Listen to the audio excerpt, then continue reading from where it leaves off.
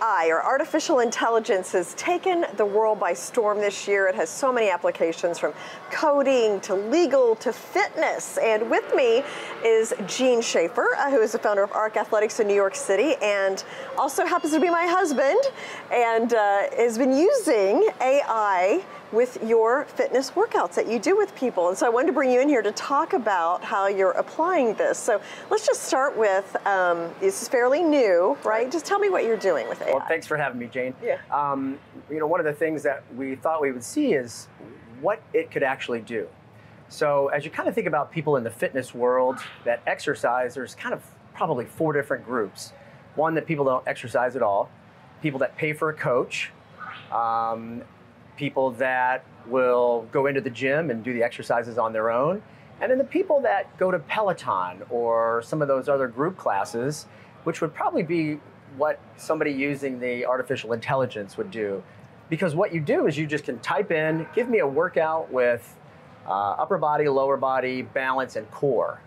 And so we did that, and it came up with a workout. It says, sure, here's your workout, there's a little bit of a warm-up, 2 to 3 sets of this exercise. It does it in sentence form. So essentially, you could just follow that workout. So, and it came up with pretty quickly, right? And was it a good workout? It was a good workout. Actually, it was so good that I had my clients do that for a few days. Yeah. They did, the people that came in, I always try to change their workouts, keep people entertained and engaged in their exercise. And it was similar to a lot of the things that I do. And so it gave a long list of exercises. And you can change the parameters as maybe you want to do one of each type of exercise. You can say list 40 exercises, and so we were able to do that. And they went through that workout, and I didn't tell anybody that's what they did. So, and they didn't, have you told anybody since then? Or I told one person. Okay. Yeah. Now, what would be the difference between that, and it was ChatGPT that you used, right? Versus, say, if I did a Google search? Well, what ChatGPT does is they put it in a sentence form, and so it's easy to follow. And they'll also make it tell you if you're doing a squat, it gives you a few bullet points on what to look at when you're doing the squat. Yeah. Now, when you do that with a search engine, it will come up with the long list of places where you may find those things. And maybe somebody's put up, here's the top 10 exercises for golf, or whatever the case may be. But what the GPT does is they'll just make a list so it's easier to follow. Do you worry that AI may take your job? Maybe someday, but who knows when that would be. The thing that we're seeing right now is I cut and pasted and did the same workout. Here's my parameters. And it had for 5 times. I did 5 of those. It came out with the exercises, and many of them were similar.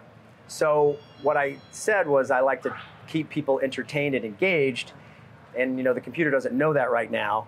And so if the same exercise comes up, maybe I can change it. Maybe you put dumbbells in your hands for that split squat that they have you do.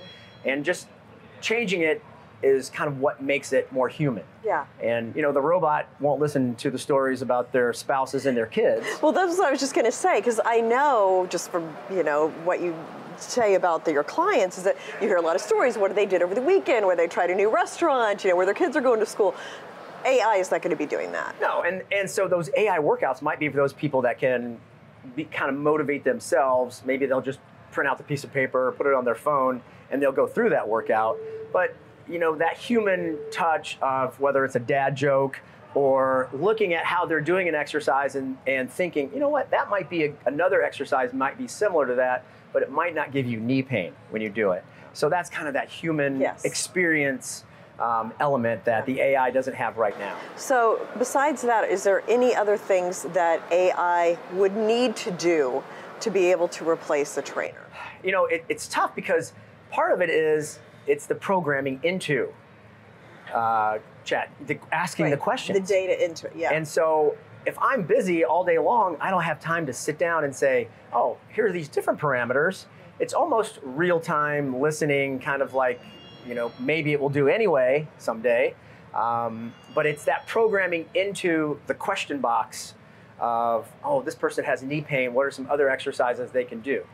And so again, me with somebody with many years of history of doing this, I can kind of make those changes as we go. Well, and it sounds like it may soon link to a video too.